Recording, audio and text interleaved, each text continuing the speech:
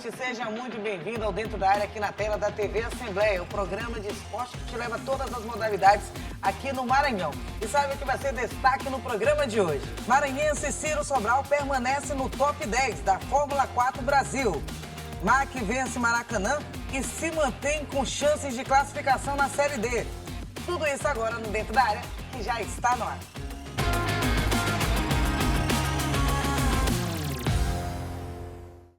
Oi, gente, seja muito bem-vindo ao Dentro da Área aqui na tela da TV Assembleia, te levando o melhor do esporte maranhense. Programa começando, a gente aciona meu querido amigo João Carvalho. João, chega junto.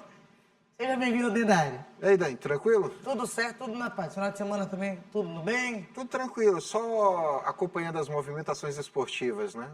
Daqui a pouquinho a gente fala que a gente acompanha muito o futebol maranhense e final de semana foi de rodada cheia para os maranhenses. Porque agora a gente vai acelerar no programa. Vamos falar de automobilismo. A gente tem o maranhense dando destaque na Fórmula 4 2025 Brasil. É o Ciro Sobral. Acompanhe na reportagem de Rafael Albuquerque. Motores aquecidos e concentração no rosto. Quando foi dada a largada para a segunda etapa da Fórmula 4 Brasil, a expectativa era por mais um bom desempenho do piloto maranhense Ciro Sobral. Depois de ter conseguido sua primeira vitória na abertura da primeira etapa, a missão era manter a postura consistente e levar mais um troféu para casa. Infelizmente, uma batida fez Ciro sair da primeira bateria, ainda no início da disputa. Sem confiança, o maranhense terminou em 8º lugar na segunda corrida e na 7ª posição na terceira prova. Agora os próximos passos são investigar o que está acontecendo para a gente voltar aqui em setembro e conseguir de novo lutar pela ponta. Obrigado pela torcida de vocês, eu continuo contando com ela. Mesmo não conquistando um bom resultado, a disputa da Fórmula 4 segue até o final do ano. A terceira etapa está marcada para o dia 28 de setembro, mais uma vez no Autódromo de Velocitar, em Mogi Guaçu. A última das 7 etapas será apenas em dezembro, no Autódromo de Interlagos. Ciro Sobral tem bastante tempo para se recuperar e terminar a disputa com motivação e sorriso no rosto. A gente começou o programa, João, acelerando. Ciro Sobral sendo destaque na Fórmula 4. Para quem não conhece, é uma especificidade da Fórmula 1, a Fórmula 4. Exatamente. É algo que os maranhenses, boa parte dos maranhenses não tem o costume de ver tantos pilotos saindo daqui, mas o Maranhão tem uma tradição no automobilismo, né? Não à toa nós temos um kartódromo aqui em São Luís, temos um kartódromo também em Imperatriz, né? Porque são 2 celeiros de atletas, né, da área do automobilismo. E já tem uns anos, né, que tem sempre surgido 1, 2 pilotos aqui no estado do Maranhão que se destaca bastante. E nesse momento é o Ciro Sobral que está aí na Fórmula 4 e a gente, lógico, deseja boa sorte a ele, já conseguiu bons resultados nesse início de temporada e a gente deseja que seja assim até o final da temporada, conseguindo bons resultados, trazendo para o Maranhão, né, cada vez mais esse engrandecimento do nome do estado no que diz respeito ao automobilismo. É isso, João. Agora a gente vai falar de defesa pessoal. Você acompanhou, né, o aulão da Krav Maga que aconteceu no último fim de semana. Acompanhe na reportagem dele, João Carvalho. Diz o ditado que não se combate violência com violência. Mas como se defender de uma agressão física quando alguém já decidiu atacar? Foi para dar uma resposta a essa situação que surgiu o Krav Maga, a arte israelense que em hebraico significa combate de contato. Mas não é um combate para revidar. É a única técnica reconhecida mundialmente como arte de defesa pessoal. Para o israelense, Krav Maga envolve todos os fundamentos das lutas em geral, não apenas uma luta. Você trabalha fundamentos de várias modalidades direcionado para o contexto da defesa de rua. Então você trabalha fundamentos de diversos. Por isso que não se trata de uma arte marcial específica. Se trata de um sistema de defesa pessoal que incorpora elementos técnicos de outras lutas. As técnicas do Krav Maga são simples, rápidas e objetivas. As noções básicas foram apresentadas neste aulão, realizado na sede da Associação do Ministério Público do Maranhão, no bairro Calhau, em São Luís. É mais uma etapa na expansão da técnica. Entendemos a necessidade de agregarmos algo a mais para a população. A ideia, primeiramente, é trazer para os associados, e aí fica o chamado para os associados que se utilizem disso, dessa oportunidade que estamos oferecendo, e a comunidade em geral, sobretudo quem mora aqui mais perto, não ter que se deslocar para longe para ir fazer um treinamento, que pode fazer aqui dentro da AMPEM. O Krav Maga exige menos força do que se imagina. Raciocínio, paciência e conhecimento do corpo humano são essenciais para a boa execução dos golpes, sempre defensivos. Um sistema que ele é totalmente modulado, certo? Então, o aluno, quando ele chega para a gente inicia ele com pequenos movimentos, né? Para ele se acostumando com o contato, porque a gente sabe que a defesa pessoal ela é diferente da arte marcial. Então, ela precisa do contato para que seja mais próximo de uma ação real. Um dos públicos que mais crescem nas aulas de Krav Maga é o de mulheres. Elas buscam trocar a vulnerabilidade por proteção e segurança.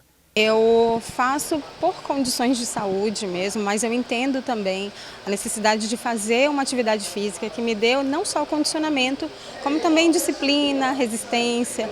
É uma atividade de defesa pessoal, né, que é uma atividade de combate, mas que você não vai estar usando no dia a dia, você vai usar em casos extremos. Então, assim como qualquer outra atividade, ela te dá as possibilidades de você se defender em uma situação que você se depare no dia a dia. Muito bem, a gente acompanhou a reportagem de João Carvalho. João, você esteve lá, né, nesse aulão da Krav Maga, que é bem conhecida aqui no estado do Maranhão e também fora do Maranhão, viu, essa Krav Maga?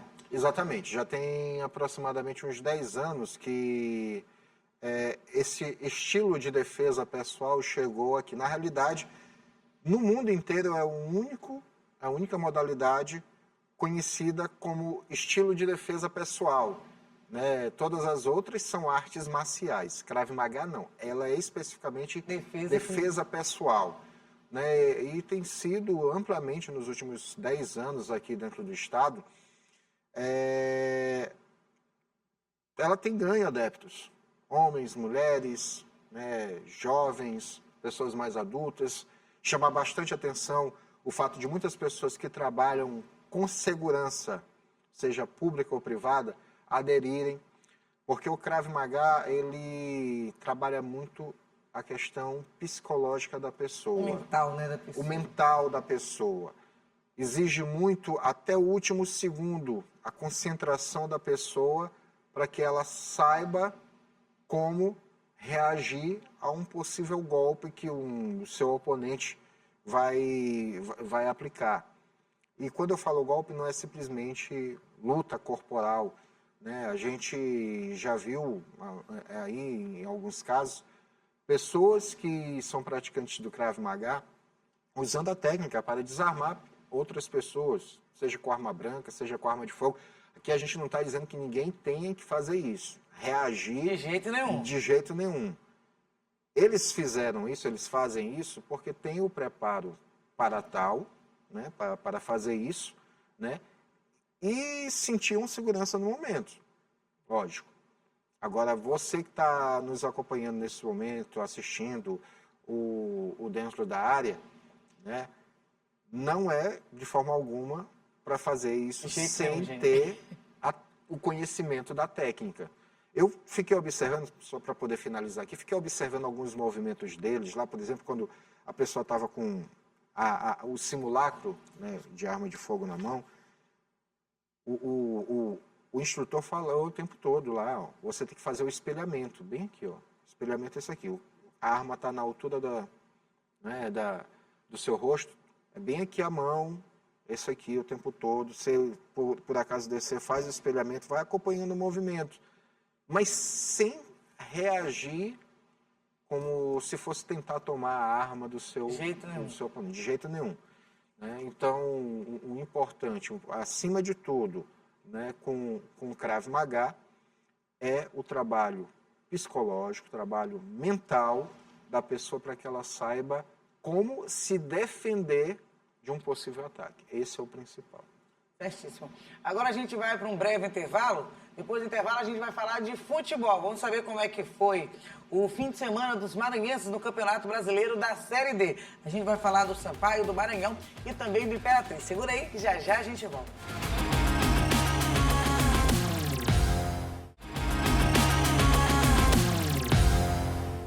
De volta com o Dentro da Área aqui na tela da TV Assembleia. Agora a gente fala de futebol. A gente começa falando do Maranhão Atlético Clube, que jogou no fim de semana aqui no estádio Castelão.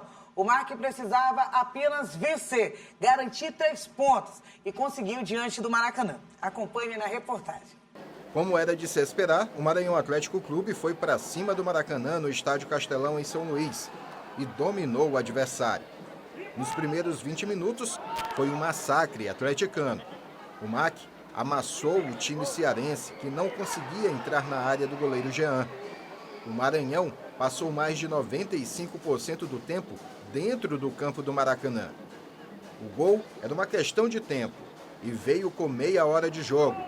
Rian recebeu na entrada da área, ajeitou e bateu firme. 1-0 Maranhão. 7 minutos depois, o placar aumentou. André Radija bateu firme para marcar. No segundo tempo, o quadricolor deu uma relaxada e o Maracanã passou a chegar no ataque, mas não conseguia assustar. O Maranhão também ameaçava e já perto do fim da partida, Clecione, que já havia perdido algumas boas chances, fez o terceiro. Final de jogo, Maranhão 3, Maracanã 0. A gente conseguiu propor o jogo, né? Eu acho que conseguimos aproveitar as oportunidades e agora, a gente conseguiu somar mais 3 pontos, que era o mais importante. Agora depende do jogo de fora. Se Deus quiser, vamos somar mais 3 e sair com a vitória. A gente fez o dever de casa, como era para ter feito em algumas situações, outras partidas dentro de casa. Mas eu não posso me lamentar, é como eu falei, né? A gente teve as oportunidades, mas assim, a gente fez o dever de casa hoje. Então assim, vai ficar até para a última rodada, claro, temos uma semana para trabalhar, jogar contra o Altos lá agora. Muito bem. João, o MAC precisava garantir 3 pontos, vencer, fazer com que o Maracanã perdesse, porque era o único resultado que interessava ao Maranhão Atlético Clube. Fez seu dever de casa. 3-0, garantiu, dando esse ar para a última rodada para poder se classificar. Era o que se esperava, né? O que o torcedor atleticano foi para o estádio para ver, para acompanhar, foi justamente o Maranhão ganhar do Maracanã e dessa forma ainda se manter vivo dentro da competição. Lógico que todo torcedor atleticano, na realidade, torcia para que, ao final da rodada, o MAC estivesse de volta no G4. Infelizmente, não foi o que aconteceu, né, devido aos outros resultados. Mas o Maranhão fez a sua parte, né, jogou bem, dominou o jogo. Os primeiros 20 minutos, só teve uma vez que o time do Maracanã chegou próximo da área do Maranhão Atlético. O restante do jogo, desses primeiros 20 minutos, o tempo todo o Maranhão em cima, massacrando ali, com domínio de jogo, posse de bola o tempo todo, não deixando o Maracanã ficar com a bola, né, e tentando criar o seu jogo. O pecado do Maranhão nesses 20 minutos foi justamente o que tem acontecido ao longo do campeonato. A finalização, quando eu digo finalização, não é simplesmente finalização da jogada, mas o passe final e a batida para o gol. Pecou muito. Esse jogo, quem olha assim, o Maranhão ganhou 3-0, ganhou bem, ganhou fácil. Meu amigo, poderia ter sido muito mais. Poderia ter sido 6, 7, até 8, gente, tranquilamente. Além de que o Maranhão, ele precisava, tinha a obrigação de vencer o Maranhão. João, o Maranhão, o Maracanã, no banco, não tinha 5 jogadores. O banco do Maracanã, você que está acompanhando agora dentro da área, não tinha 5 jogadores para que o técnico do Maracanã pudesse colocar em campo, fazer suas substituições. O Maracanã é o último colocado, o Maranhão precisava e tinha a obrigação de vencer. E como você falou, essa infinidade de gols perdidos no Maranhão pode, lá na próxima última rodada, fazer uma falta muito grande. Pois é, um dos gols que foi perdido, por exemplo, André Radija fez o segundo gol do Maranhão, mas antes desse gol que ele marcou, André Radija perdeu um gol, praticamente só ele, o goleiro. Tudo bem, caiu na perna direita, para um lateral esquerdo, dizem que não é a melhor perna, né? Para quem é um lateral esquerdo, a direita não é a melhor. No entanto, o gol ele marcou com a direita. Ele fez gol com a direita, então não tem uma justificativa plausível para ele ter perdido aquele primeiro gol. E o Clecione, olha, ele está deixando a desejar dentro desse campeonato. Clecione que despontou no ano passado como um bom jogador dentro do próprio Maranhão Atlético Clube, se destacando dentro do elenco quadricolor. Começou o ano com altos e baixos, mas conseguiu fazer o seu papel dentro do estadual, mas no Campeonato Brasileiro, especificamente, o Clecione não está nada bem. Perdeu 2 chances ali muito claras dentro dessa partida. O gol que ele fez, que foi o terceiro gol do Maranhão, né, foi uma questão mesmo de oportunismo de centroavante, tá no local exato quando a bola sobra para poder completar a jogada, mas o Clecione precisa melhorar bastante. Precisa melhorar bastante. Atualmente, o elenco do Maranhão, ele consegue desenvolver, né, um futebol razoável, mas quando chega no ataque tem perdido muitas oportunidades. E isso está refletindo na tabela de classificação. Os muitos gols que o Maranhão Atlético perdeu nas 12 rodadas anteriores, está refletindo agora na tabela de classificação. Se não fosse por isso, o Maranhão poderia ser vice-líder do grupo tranquilamente. Porque se você olhar a tabela de classificação, o Altos tem o melhor ataque da competição, sim. Mas o Maranhão é o segundo melhor ataque do grupo. Só está atrás do Altos. O Altos marcou 22 gols e o Maranhão 17. O Sampaio, que tem o terceiro melhor ataque, tem 16. Um gol a menos que o Maranhão. Ah, mas como, João, que pode ser que o Maranhão está com um ataque errando tanto que tu estás falando? Mas é porque tem perdido muitas oportunidades. O Maranhão cria bastante, domina o jogo. Acho que se for analisar aí questão de posse de bola, Maranhão é capaz de ser, de entre os 8 times do grupo, aquele que mais tempo passa com a bola, Maranhão. Só que não consegue construir isso em uma jogada que termine em lances de perigo, em chances de gol, que sejam convertidos em gols. Porque se isso acontecesse, o Maranhão estaria disparado com o melhor ataque do grupo A2 dentro da competição. E a gente sai da parte do futebol, que nessa partida a gente também teve uma situação complicadíssima, que poderia ter sido fatal. Porque no jogo do Maranhão Atlético Clube diante do Maracanã, um papagaio, como aqui no Maranhão a gente chama, né, as pipas, acabou caindo no Castelão. E o jogador do Maranhão Atlético Clube, o Igor Nunes, acabou sendo atingido. E a sorte, João, a gente pode dizer que a sorte do Igor Nunes foi que aquela linha não tinha cerol. Não tinha cerol, que poderia ter sido fatal. E um destaque, uma caiu, que foi justamente essa que acabou machucando o Igor Nunes no pescoço, mas foram inúmeras, João. Eu contei, eu estava no estádio Castelão, gente, eu estava lá acompanhando o jogo entre Maranhão e o Maracanã. Foram, que eu contei, assim, lembrando, João, umas 7 a 8 pipas caindo no gramado do Castelão. Se a gente for parar para contar todas as pipas que caem em todos os jogos que acontecem no Castelão, a gente não assiste o jogo. Porque a todo tempo está caindo pipa ali. Teve um jogo do Sampaio, acho que pela 2ª ou 4ª rodada do próprio Campeonato Brasileiro, não lembro agora ao certo qual foi a rodada, em que eu parei para fazer isso. Fui contar. Deixei de assistir o jogo, estava justamente a serviço da TV Assembleia lá, e parei para contar quantas pipas haviam caído. Em 30 minutos do primeiro tempo, haviam caído, salvo engano, 16 ou 17 pipas dentro do estádio. Absurdo. Não somente ali dentro do campo, dentro do estádio. Arquibancada, área ali fora do campo, mas também caíram algumas dentro da área do campo, o que é um risco grande, né? E nesse próprio jogo do Maranhão com o Maracanã, teve um momento que a partida foi paralisada porque uma pipa que havia caído próximo ao centro do campo, né, o grande círculo ali, havia atrapalhado uma jogada. E aí o juiz paralisou o jogo, o jogador E do na súmula, o juiz Maracanã... até disse que paralisou mais de uma vez a partida por causa das pipas. Das Aqui no Maranhão a pipas. gente chama papagaio. Exatamente.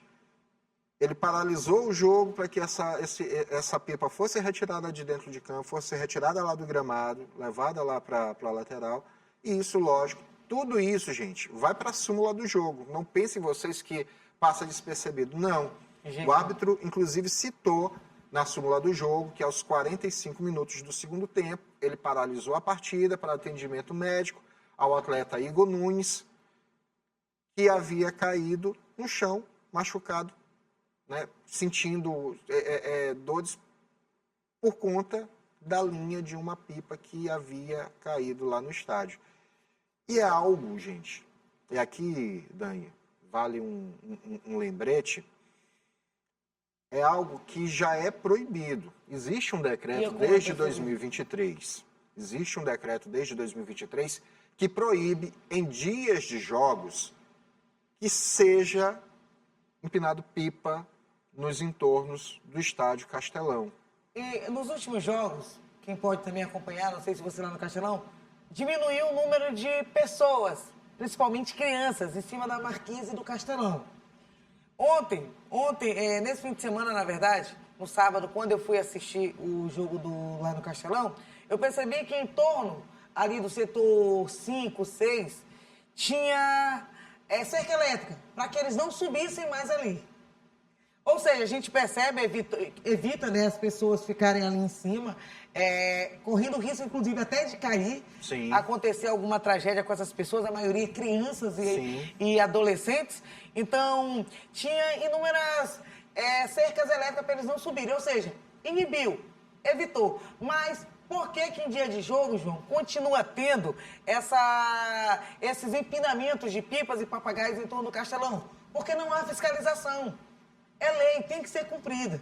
E o que acontece em todo jogo, graças a Deus que não teve cerol e não foi fatal, que poderia ter sido fatal para um jogador, para um juiz, qualquer que seja, até mesmo para torcedores ali presentes no estádio Castelão. Então só acontece isso porque não há fiscalização em torno do estádio Castelão em dia de jogos, porque é proibido quando tem jogo não ter nenhum momento pipa ali, papagaio ao redor do estádio Castelão. E estava tendo campeonato no sábado, só para a gente ter esse adendo, estava tendo campeonato de papagaio ao redor do Castelão. Que é algo muito comum, né?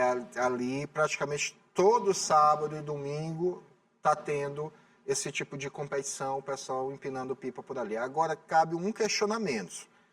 Não é um julgamento, é um questionamento.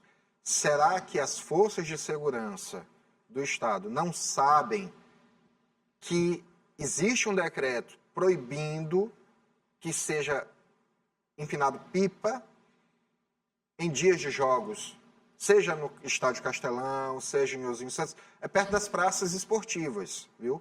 Não é somente para o Estádio Castelão, é para as praças esportivas existentes dentro do estado do Maranhão.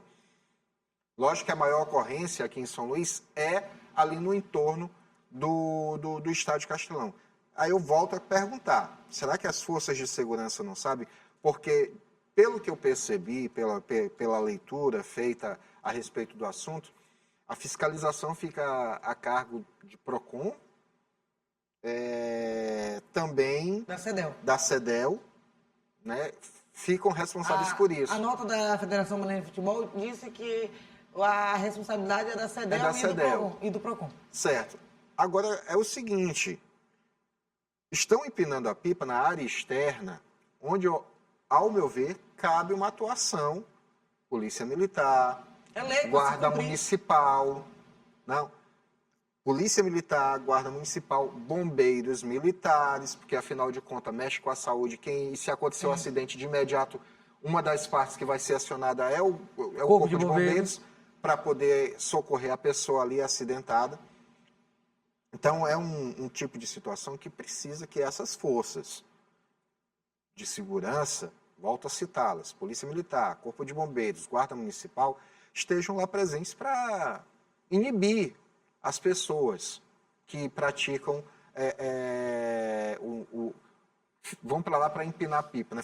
Quem pratica o empinamento de pipa. Nem sei se essa expressão existe de fato, mas, enfim, inibir e até mesmo educá-las. Não é simplesmente chegar lá e dizer, olha, não pode, é explicar o porquê que não pode, educá-las. Eu até acho que pode ser um pouco mais flexível. Ao invés de o dia todo, em dias de jogos, vamos fazer o seguinte, vocês podem, o jogo é 4 horas da tarde, até 1 hora da tarde está liberado. 1 hora da tarde encerrou, e aí só depois... O certo é fazer cumprir a lei que já está em vigor desde 2023. Mas precisa, o que precisa de fato é cumprir a lei que já está aí. Existe um decreto, cerca de 2 anos, mas que nesse tempo todo vem sendo descumprido todos os finais de semana.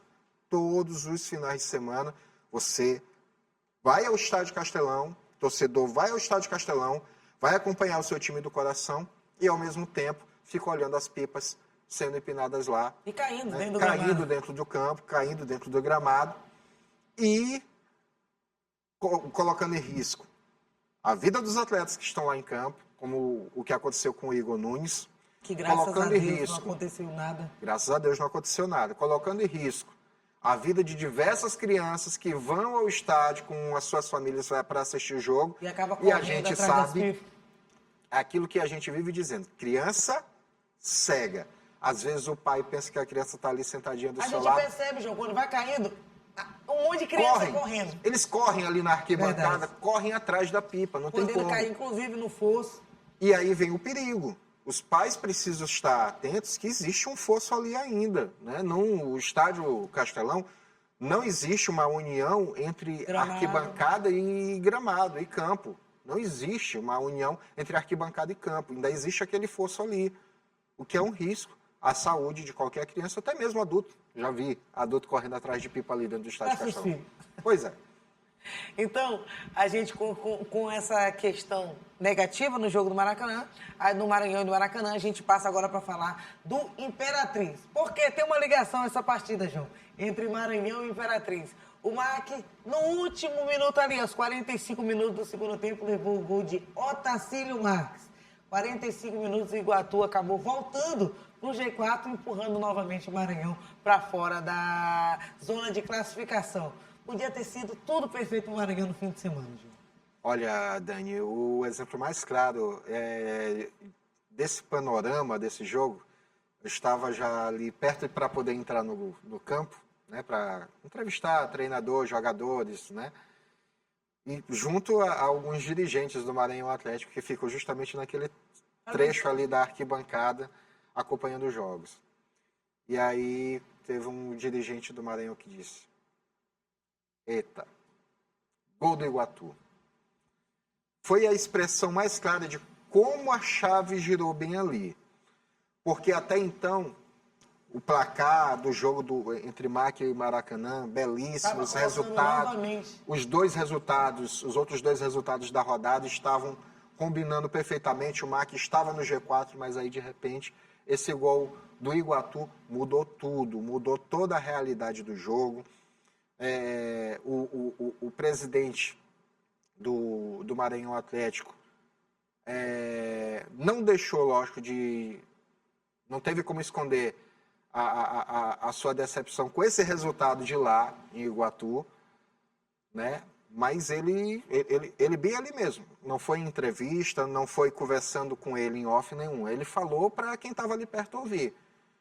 Agora nós vamos ter que ir para a última rodada e brigar na última rodada, que é o que vai acontecer. Que para mim, o MAC depende apenas dele. Sim.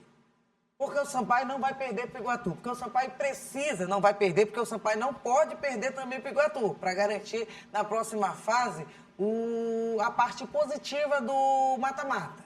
O Sampaio não vai querer dar moleza. O Sampaio não vai querer dar moleza para o azar, como o Imperatriz deu nesse jogo contra o Iguatu. Justamente. Porque o Imperatriz está a 3 rodadas, a gente vai falar, o Imperatriz está a 3 rodadas classificado já matematicamente para a próxima fase e acabou não vencendo Iguatu. Aquele gol aos 45 do segundo tempo, a gente pode dizer que futebol tem essa parte dolorida, porque o Imperatriz jogou muito melhor do que o Iguatu. O Imperatriz poderia ter vencido o jogo de 1, 2, 3 gols de diferença, mas acabou não fazendo, efetivando essa maior parte da partida com seu domínio de bola. E acabou perdendo para o Iguatu, fazendo com que o Maranhão, nessa última rodada, tenha que vencer a equipe do Altos. João, a gente, até programa passado, a gente dizia que era quase que impossível vencer o Altos. Sim. Mas nessa rodada, como a gente falou, nem tudo foi tão ruim para o Maranhão Atlético Clube, porque o Tocantinópolis acabou vencendo a equipe do Altos nessa rodada, ou seja, o Maranhão pode, João, pode vencer o Altos na última rodada e conseguir a classificação. O Maranhão pode sim, até por conta, além desse resultado positivo o Tocantinópolis, positivo entre aspas, né, porque o Tocantinópolis ter vencido do Altos manteve o Tocantinópolis colado ali no Maranhão Atlético. Foi uma coisa que pegou muita gente, muita banca, acabou caindo por causa disso, achando que o Altos não poderia perder. Pois é. O ponto positivo dentro disso tudo é que ao final não, ainda durante o jogo entre Altos e Tocantinópolis, a própria imprensa esportiva, a própria crônica piauiense, já falava que o treinador disse que iria poupar a sua força máxima nesse jogo contra o Maranhão para poder recuperar esses atletas, dar a eles um tempo de descanso, para se reabilitar fisicamente, já pensando no mata-mata. No mata-mata. Errado ele não está. Fez o papel dele durante essa fase. A primeira fase todinha eles fizeram muito bem, cumpriram. Isso. Terminaram em a primeira fase, né? Se mantiveram invictos até quando pôde. Já tem a vantagem do mata-mata. Tem a vantagem no mata-mata, eles, enquanto primeiro do grupo A2, vão enfrentar o 4º colocado do grupo A1, que eu já dei uma olhada na tabela agora há pouco aqui. Por enquanto está passando o Águia de Marabá em 4º, né? Pode ser que mude até lá, pode ser, porque o trem tem oportunidade, o Independência... A última rodada lá também vai poder a última mexer. Rodada que vai definir de fato. O certo é que o Altos, ele já pode pensar na próxima fase, né, tranquilamente, por conta de que vai encarar um adversário que não vai ser tão forte assim na próxima fase. Então, o técnico não está em nenhum momento errado em poupar os seus jogadores para reabilitá-los fisicamente, recuperar eles, né, de um campeonato que nessa primeira fase foi sim desgastante, né, para quem manteve o nível deles o tempo todo, vencendo foi a única o tempo todo. Do Altos na competição. Gente. Até agora foi a única, né, vencendo o tempo todo, empatando partidas fora de casa, partidas dificílimas, inclusive a abertura do campeonato deles foi aqui empatando com o Maranhão, eles saíram na frente, inclusive, nessa partida aqui no Castelão. O Altos manteve um nível de futebol lá em cima que exige muito. Então, o técnico está corretíssimo em tirar os seus titulares, considerados titulares, dar a eles um descanso para que eles possam fazer a recuperação física e colocar uma equipe alternativa em campo contra o MAC. Isso é bom para eles que vão se recuperar, isso é bom para o MAC, que vai pegar um time alternativo, isso, como tu colocaste. Só precisa fazer a sua parte. É ganhar esse jogo contra o Altos. Ou garantir 3 pontos. Garantir os 3 pontos. É garantir esses 3 pontos contra o Altos, esse jogo que vai ser lá no Piauí, vencer lá no Piauí, porque o Sampaio aqui, com certeza, não vai dar moleza para o Iguatu. E dentro de casa, não... Porque se o Imperatriz tropeçou nessa partida diante do Iguatu, o Sampaio conta com um novo tropeço do Imperatriz para ficar em segundo. Isso. O Sampaio, além de não querer perder, é justamente por isso, para conseguir ganhar, para conseguir garantir essa vantagem no mata-mata. E o Sampaio vai em busca dessa vitória diante do Iguatu. Até porque o Sampaio saiu fora de casa com uma vantagem de 2-0, João.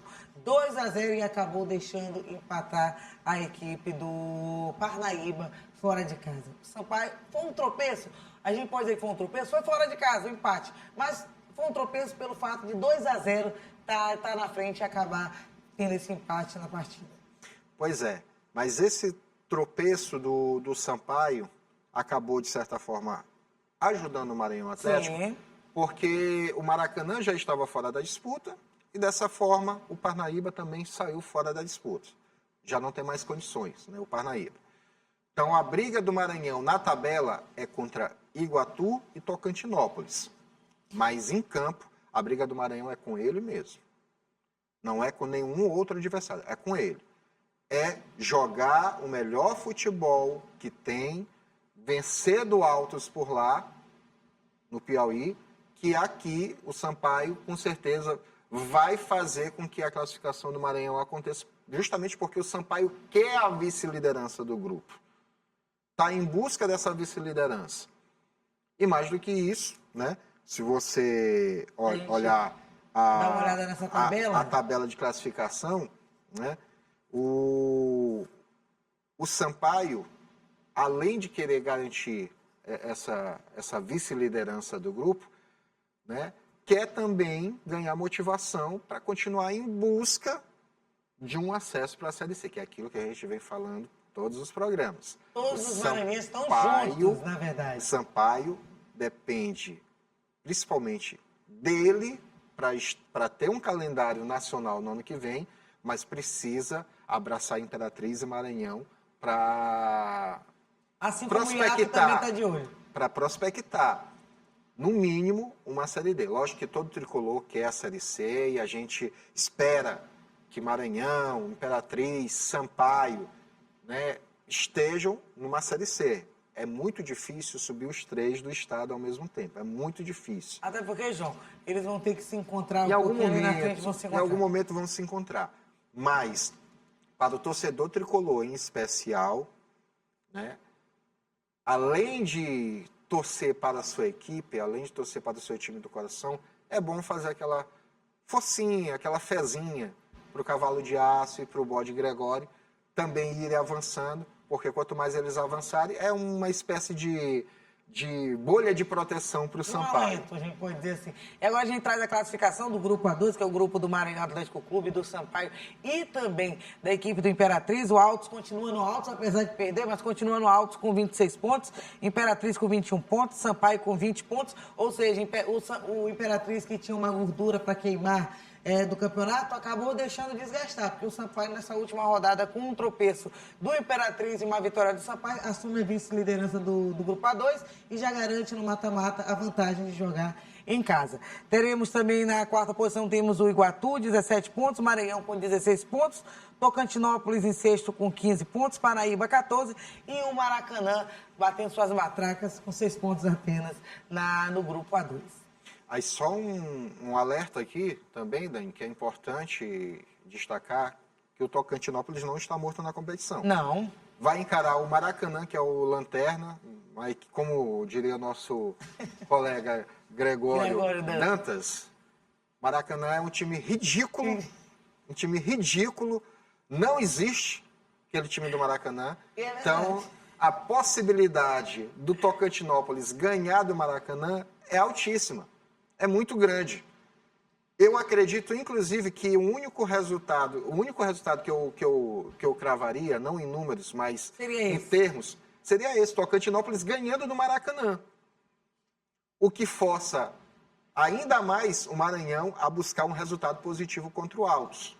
Até porque em 13 jogos o Maracanã tem 2 vitórias apenas. Pois é. O que força ainda mais o Iguatu tentar fazer um pra cá positivo diante do Sampaio aqui. O que, de certa forma, faz com que o Iguatu se exponha e pode abrir brechas para o Sampaio em contra-ataques, né? A gente torce para que essa rodada seja uma rodada abençoada para os times maranhenses, assim como foi essa última. Pois é. Tirando, lógico, que o Imperatriz faça melhor do que fez diante do Iguatu. Verdade. Vamos, fim de papo. Quem quiser assistir novamente dentro da área, assiste qual horário, qual é o dia de reprise, aqui na TV Assembleia. Tem 2 horários, né? Tem às 7h30 da manhã, nesta terça-feira, amanhã mesmo, viu? Você pode assistir às 7h30 da manhã E se porventura acordou um pouquinho tarde, não conseguiu acompanhar, 2 horas da tarde, eu e a Dani estamos aqui apresentando essas informações para você. Além disso, tem o nosso canal no YouTube, TV Assembleia Maranhão, onde você pode ver, rever, comentar o que você achou do programa. Verdade. João, muito obrigada pela sua presença. Agora lembrando que o João vai entrar de férias, João vai poder curtir em Cancún, Ibiza, ali, pro lado de fora ali, da Europa, ou então um pouquinho mais aqui em cima do Brasil. Mas curta, meu amigo, curta suas férias e a gente se encontra. A gente vai bem aqui em Itapecuru do Meio.